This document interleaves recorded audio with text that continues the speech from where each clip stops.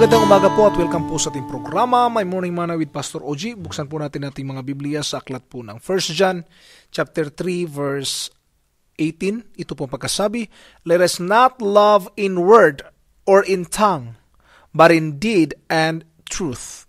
My topic for this morning is not just in word. Minsan pag magsasalita tayo, napakadaling magsabi, "I love you." Di ba? But actually, word is not enough. No, meron nga isang awitin na more than words, no? Na nagsasabi, higit pa daw sa word ang kailangan. It's action. Prove your love for God by loving the people. When we love God, then it will be shown, it will be reflected how we love the people. Kasi yun po ang tunay na sukatan kung tunay nating iniibig ang Diyos. Yung pag-ibig natin sa ibang tao. The people will know that you are my disciples if you love one another. Yun sabi ni Jesus Christ.